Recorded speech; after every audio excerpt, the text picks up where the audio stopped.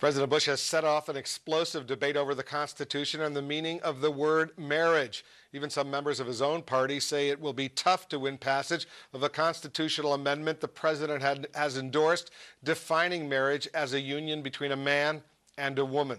Here to debate this important issue, Karel is a radio talk show host at KGO Radio. Are you in San Francisco or Los Angeles? I broadcast from Los Angeles, but I'm heard in San Francisco.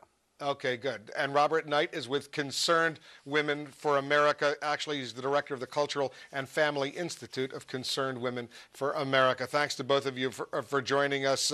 What's wrong, Karel, with what the president has now proposed, a formal constitutional amendment that would define marriage for what it's been for thousands and thousands and thousands of years as that of a union between a man and a woman?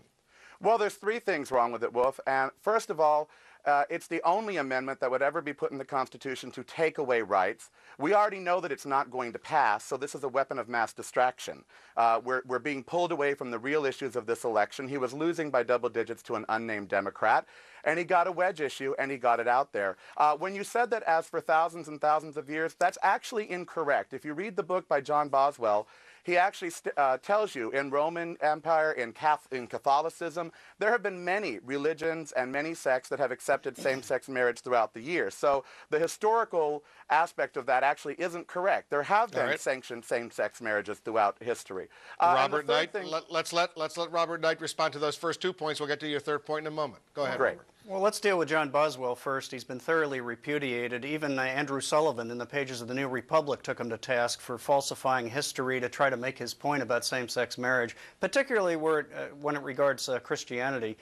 But the larger point is the president saw a need because of what's going on in San Francisco with the lawlessness, the issuance of counterfeit licenses, judges out of control in Massachusetts, the mayor of Chicago now saying, hey, I think I'll join the lawless parade and start issuing marriage certificates against the law of the state of Illinois, by the way.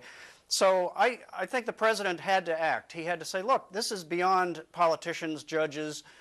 We have to preserve marriage as a union of a man and a woman because it's so essential to our well-being. We can't do without it. Homosexuals can marry on their own. They can do all sorts of things. But when you bring the law into it, you bring everyone into it. All right. What about that, Karel?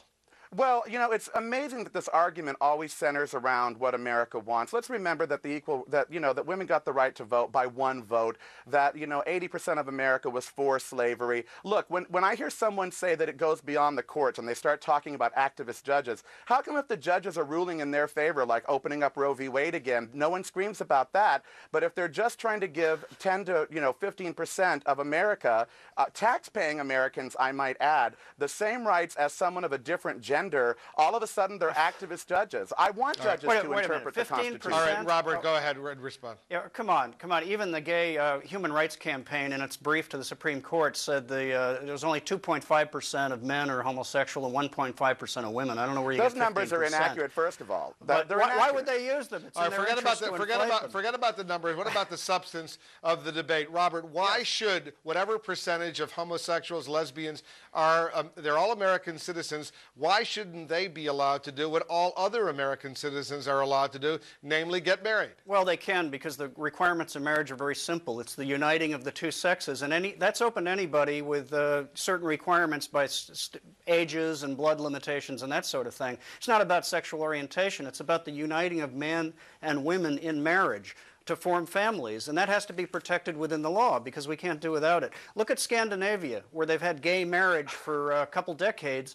Kids are being born out of wedlock at a rate of 70 or 80%. They're being raised by the government. You're blaming that on gay marriage? No, I'm not. I'm saying gay marriage accelerated an already bad trend in Scandinavia because it said, we don't care anymore what the sex is. We can throw a whole sex out. It's the same thing. Oh, let me finish, Karel. Go ahead.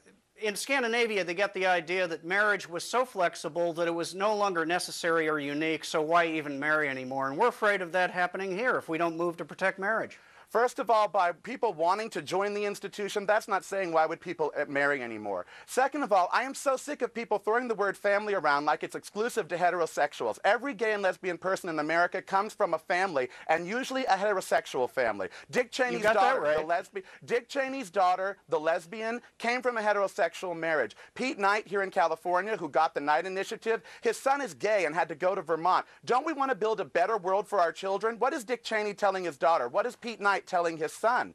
This is completely ridiculous. You want your family values, that fine. Marriage is about property. It is about rights of succession. Marriage is about legally being able to have rights when your partner dies, when they're in the hospital, when you want to buy a home. You can have all those rights anyway. No, with you simple cannot, legal and that's a means. disingenuous argument. Why am I involved in a wrongful death lawsuit then where they say I have no standing? All right, let's let Robert respond. Go ahead. Robert, go ahead. Karel, let me ask you, if it's about rights and benefits and so forth, California legislators voted a very sweeping domestic partners bill giving virtually all the rights of marriage. And yet they're still breaking the law in San Francisco. They're saying, well, that's not what it's about. It's about being affirmed by the public. When you put it into the law, you force it on all institutions and organizations, right down to the Boy Scouts, right down to children in schools. You'll be teaching them, hey, there's nothing wrong with two men having sex. It's the same as mom and dad. That's a lie. And when you put it in the law, you force it on other Christian people. beliefs. That is not a lie. That's biology. This is for the courts. This is for the courts, and really not for you or I. You don't want the people involved, do you? Robert, do you support government-sanctioned civil unions between gay partners? No, I don't, because I think homosexuality is tragic. It takes lives early. It shortens the idea of family life. It's something you steer people away from rather than toward, and the government shouldn't be putting incentives into the law to encourage people to remain trapped in wrong and destructive behavior. Why would we do that? Well, if I have maintained that this is not about marriage, because marriage is a legal process, this is about a referendum against gays and lesbians, and as your guest just perfectly illustrated by saying homosexuality is tragic. Well, you know what? It's wrong. I don't care whether you think it's tragic. I'm protected by the same Constitution that you are for this very reason. So zealots on any side cannot step in, left or right, and say this is the way it's going to be. I mean, you mean like Mayor Newsom? Mayor Newsom just tearing up the law? I'd say that's well, first of all, AB 25, which you so state here in California, which I testified for in the Senate, only grants 13 rights to gays and lesbians. So when you say it grants the sweeping 300-plus benefits under the law to gays and lesbians, you are actually factually incorrect. In fact, I said virtually all the important 25 is, or 13 is not 300. That's not virtually all. I'm sorry, that's fuzzy math. All right, guys, we're almost out of time, but very, very briefly, a final thought from you, Robert, then I'll let Karel make a final thought and we'll wrap it up. Okay, this is being reframed as bigotry. Anybody who believes in marriage is now a bigot, and I think Americans should reject that argument. But look what's happened in California, where they passed the Domestic Partners Act. Right on its heels, they passed a law that punishes businesses, even run by devout Christians, Jews, and Muslims, if they don't subsidize homosexual relationships. That forces a businessman to choose between God and Caesar. That's the kind of tyranny we will see if you put homosexuality into the law and then impose it on everybody else. All right, Karel?